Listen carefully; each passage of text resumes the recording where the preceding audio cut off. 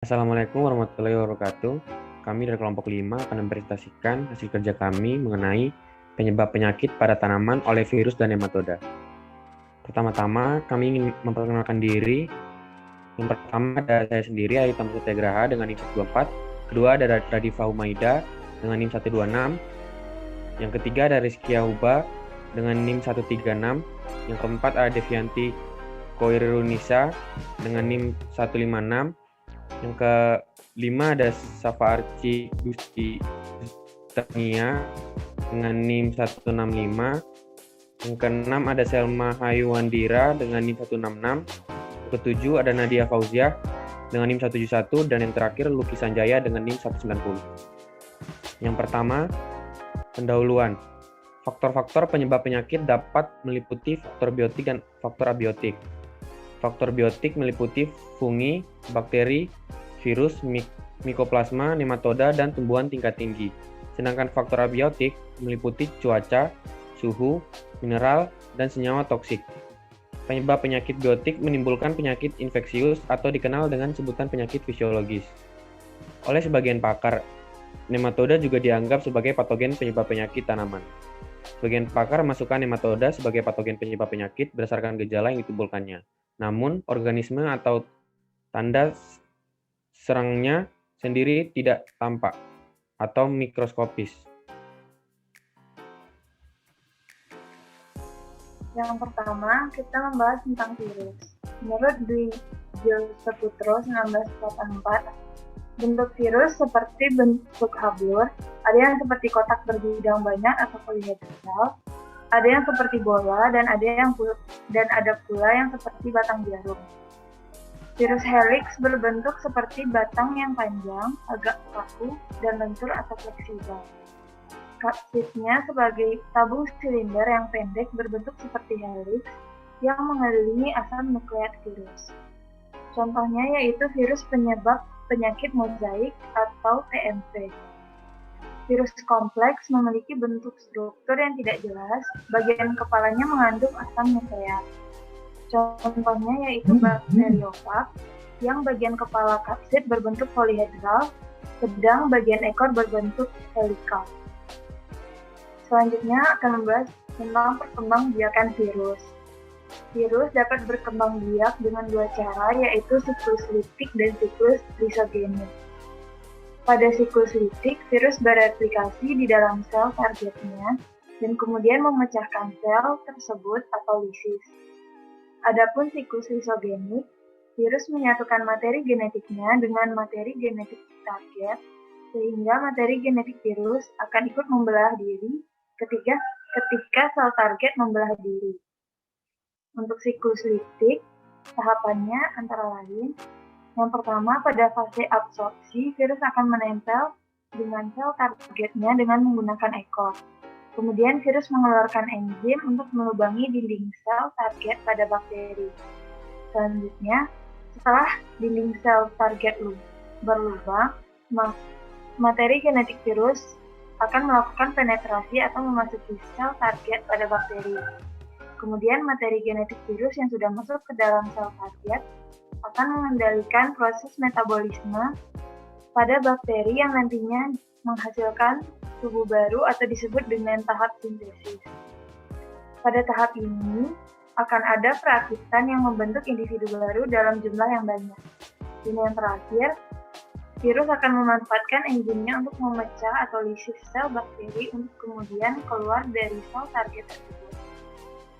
Untuk siklus lisogenik, tahapannya yang pertama, pada fase absorpsi, virus akan menempel pada sel target dari inangnya.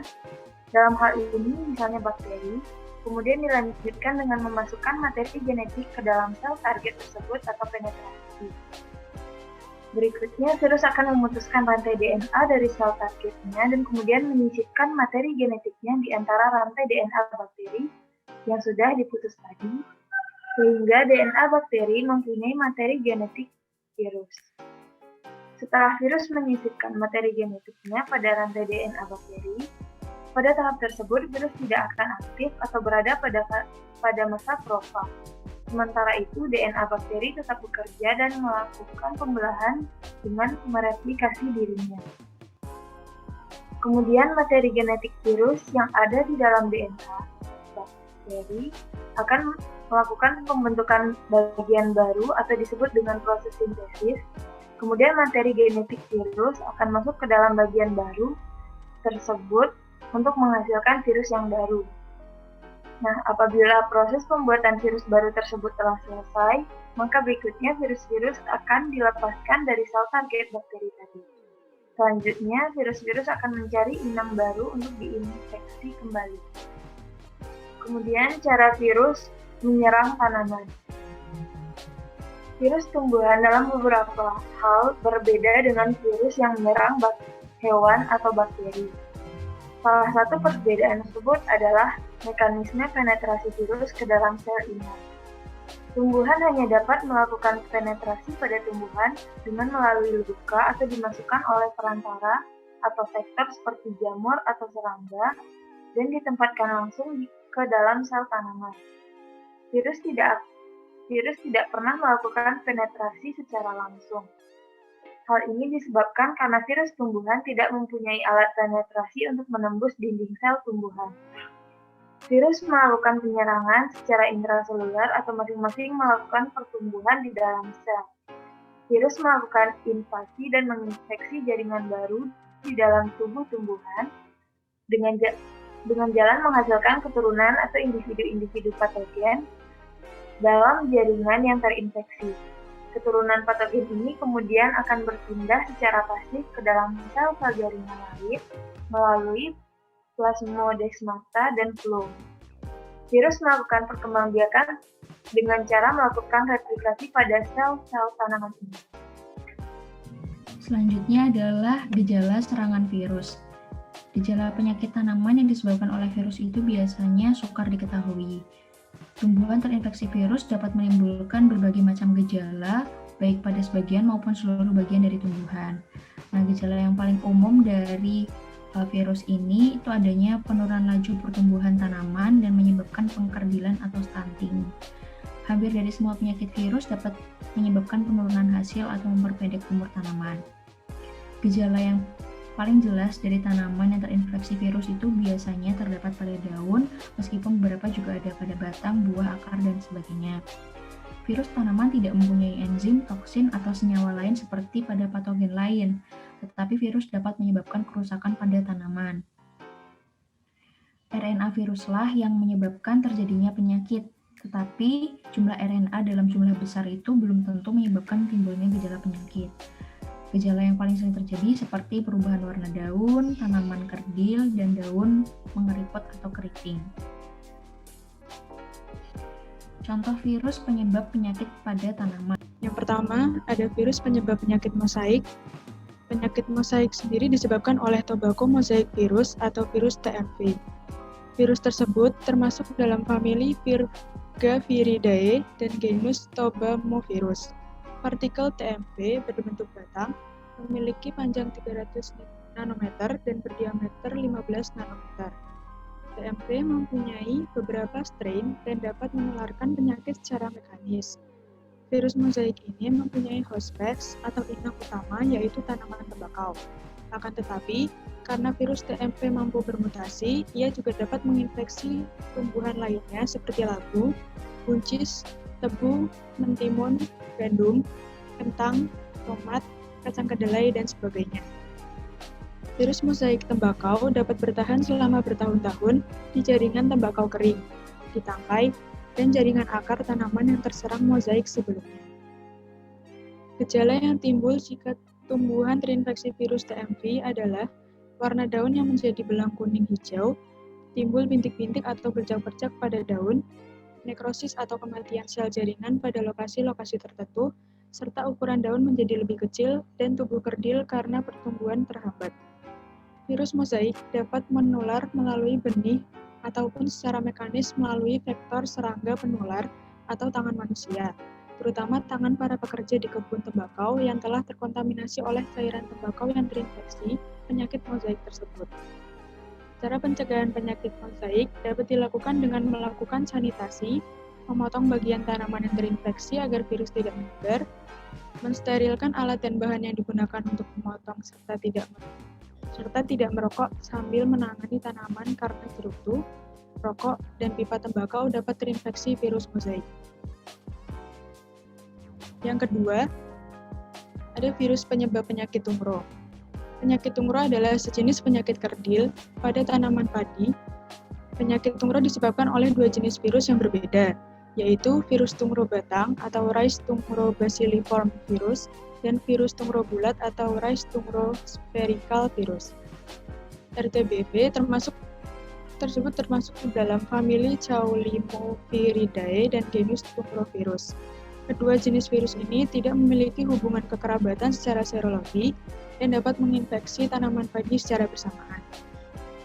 Gejala yang timbul jika tanaman padi terinfeksi virus tungro adalah tanaman padi menjadi kerdil, daun berwarna kuning sampai kuning jingga, disertai bercak-bercak berwarna coklat, perubahan warna meluas mulai dari ujung ke bagian pangkal, serta terjadi penurunan produktivitas gabah setiap kali panen. Cara penularan penyakit tungro bisa terjadi melalui perantara angin, kontak langsung dari tanaman sehat ke tanaman yang sakit, atau melalui serangga. Serangga yang dapat menyebarkan virus tungro adalah werang hijau atau Nepothetyx virescens. Werang hijau tersebut merupakan agen of disease yang paling efisien sehingga perlu mewaspadai keberadaannya.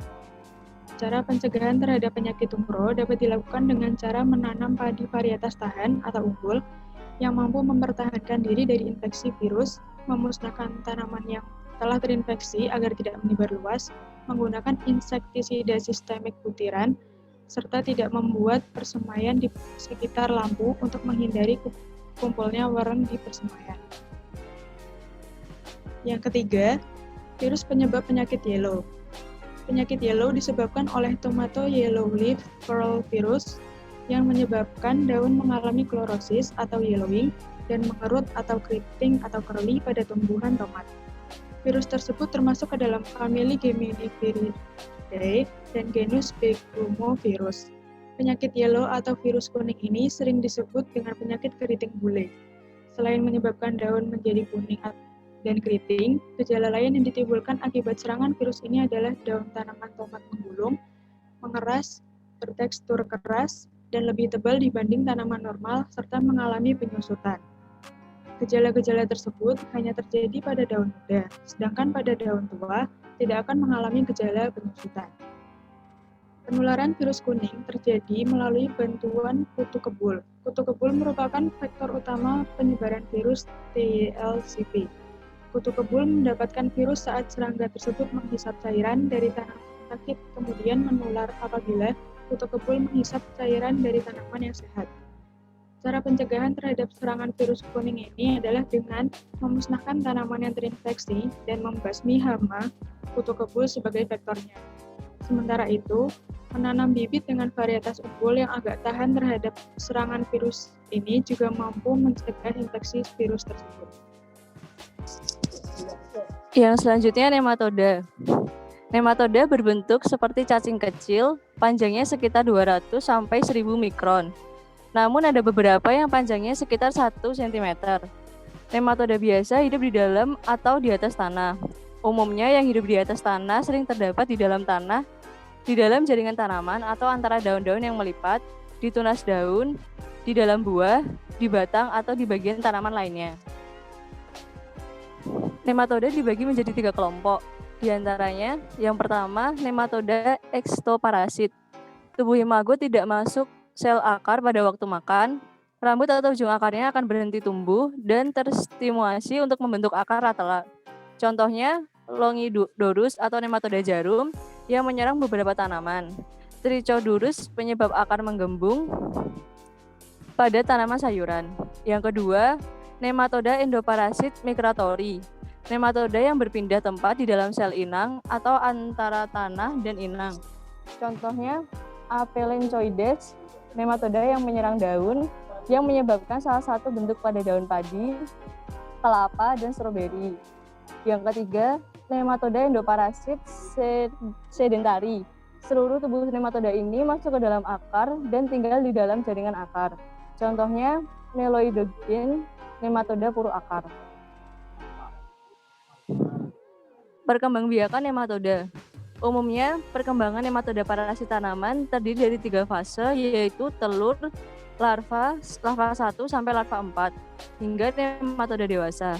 Siklus hidup nematoda paru akar sekitar 18 sampai 21 hari atau 3 sampai 4 minggu dan menjadi lama pada suhu yang dingin. Jumlah telur yang dihasilkan seekor betina tergantung pada kondisi lingkungannya. Pada kondisi biasa, betina dapat menghasilkan 300 sampai 800 telur dan kadang-kadang dapat menghasilkan lebih dari 2.800 telur. Nematoda bersifat gonokoristik, di mana sel telur dan sperma berasal dari individu yang berbeda. Sebagian besar nematoda bereproduksi secara kawin yang biasa disebut amfitik. Perkawinan akan menghasilkan banyak sel telur yang akan menetas mengeluarkan larva yang bentuknya seperti nematoda dewasa. Nematoda yang menyerang tumbuhan atau disebut fitonematoda akan melakukan penusukan sel-sel tumbuhan dalam rangka memperoleh makanan dari tubuh tanaman, terutama pada bagian akar di mana merupakan tempat tumbuh dan aktifnya nematoda. Selanjutnya, cara nematoda menyerang tanaman. Nematoda yang menyerang akar tanaman hingga dapat menimbulkan kerusakan mekanis. Nematoda yang menyebabkan kerusakan pada tanaman hampir semua hidup di dalam tanah, baik yang hidup bebas di dalam tanah bagian luar akar dan batang di dalam tanah, bahkan ada beberapa parasit yang hidupnya bersifat menetap di dalam akar dan batang. Nematoda melakukan penetrasi dengan cara langsung. Jalur masuk dari nematoda biasanya adalah melalui pembukaan yang sudah ada di permukaan tanaman. Nematoda sering masuk melalui pori-pori stomata bila ada film kelembaban pada permukaan daun. Nematoda melakukan invasi dan menginfeksi jaringan baru di dalam tubuh tanaman dengan jalan menghasilkan keturunan atau individu patogen dalam jaringan yang terinfeksi. Keturunan patogen kemudian akan berpindah secara aktif dengan jalan berenang ke dalam lapisan air. Tumbuhan yang terinfeksi nematoda mengakibatkan munculnya gejala pada akar dan juga pada bagian tumbuhan di atas permukaan tanah. Gejala pada akar mungkin terlihat seperti puru akar, luka akar, akar bercabang, lebih lebat, ujung akar rusak, dan akar membusuk apabila infeksi nematoda disertai oleh bakteri dan jamur patogenik tumbuhan atau saprofit. Serangan nematoda dapat mempengaruhi proses fotosintesis dan transpirasi serta status hara tanaman. Akibatnya, pertumbuhan tanaman terhambat, warna daun kuning klorosis, dan akhirnya tanaman mati. Selain itu, serangan nematoda dapat menyebabkan tanaman lebih mudah terserang patogen atau OPT lainnya seperti jamur, bakteri, dan virus. Akibat serangan nematoda dapat menghambat pertumbuhan tanaman, mengurangi produktivitas dan kualitas produksi. Gejala serangan nematoda, yaitu yang pertama, gejala serangan nematoda di atas permukaan tanah. Pertumbuhan tidak normal yang diakibatkan oleh luka pada tunas, titik tumbuh, dan primordial bunga akan menyebabkan beberapa gejala penyakit, seperti tanaman mengalami tunas mati, batang dan daun mengkerut, dan puru biji. Pertumbuhan tidak normal sebagai akibat terjadinya luka pada bagian dalam batang dan daun akan menyebabkan beberapa gejala penyakit tanaman seperti nekrosis, bercak daun, serta puru pada daun. Yang kedua, ada gejala serangan nematoda di bawah permukaan tanah. Yang pertama, puru akar. Gejala ini tampak apabila suatu tanaman terserang nematoda puru akar. Ada beberapa jenis nematoda yang menyebabkan puru akar, yaitu Meloidogen nacobus, Ditylenchus radicola. Kedua nematoda tersebut membentuk puru pada akar tanaman oat, barley, tomat, kentang, dan jenis tanaman lain. Yang kedua ada busuk. Nematoda yang masuk pada tanaman menyebabkan luka. Terjadinya luka ini mula-mula disebabkan oleh cucukan nematoda. Namun kerusakan yang lebih berat akan terjadi selanjutnya mungkin diakibatkan oleh serangan organisme lain yang masuk sebagai hama sekunder. Contoh yaitu gejala busuk oleh Ditylenchus destructor pada umbi kentang. Yang ketiga ada nekrosis pada permukaan. Nematoda menekan akar tanaman dari luar mungkin akan menyebabkan matinya sel-sel yang terdapat di permukaan jaringan. Keadaan ini selanjutnya akan mengakibatkan terjadinya perubahan warna pada bagian tersebut. Selanjutnya, contoh nematoda penyebab penyakit tanaman. Meloidogin incognita merupakan salah satu nematoda parasit pada tanaman. Meloidogin incognita merupakan nematoda patogen yang menyebabkan kerugian ekonomi dan gagal panen sekitar 5% dari total keuntungan yang didapat. Meloidogin incognita merupakan spesies nematoda parasit tanaman yang paling banyak ditemukan dan nematoda paling eksis di daerah tropis dan subtropis. 2/3 sampel nematoda puru akar yang diperoleh dari sejumlah negara tropis adalah dari spesies Meloidogin incognita. Tanaman yang terserang Meloidogin incognita daunnya mengalami klorosis, tanaman kerdil, daunnya mengalami klorosis, layu, dan banyak yang gugur. Akar lebih sedikit, dan bila tanaman yang terserang hebat atau parah, maka tanaman yang terserang akan mati. Beberapa tanaman perkebunan seperti jahe, kenaf, kopi, lada, nilam, cengkeh, tebu, teh, tembakau, lengkuas, temulawak, dan kapulaga tidak luput dari serangan nematoda Meloidogin incognita. Upaya pengendalian nematoda pada umumnya dilakukan secara kimiawi dengan menggunakan nematisida sintetik. Penggunaan nematisida dapat menimbulkan dampak negatif terhadap hasil pertanian dan lingkungan, terutama apabila penggunaan nematisida terlalu berlebihan. Penelitian pengendalian nematoda non-kimiawi terus dilakukan untuk mendapatkan bahan yang memiliki efek nematisida cukup tinggi namun efek negatif terhadap lingkungan seminimal mungkin. Pengendalian dengan menggunakan bakteri antagonis merupakan alternatif pengendalian yang potensial. Pengendalian dengan cara ini mempunyai kelebihan. Bakteri antagonis bersifat hidup dan dapat berkembang biak sehingga pemampanannya di lapangan dapat bertahan lama dan berkelanjutan. Bakteri antagonis yang berpotensi untuk mengendalikan Ersolonocearum dan Meloidogin sp. di antaranya adalah bakteri Pseudomonas flourensis dan Bacillus sp.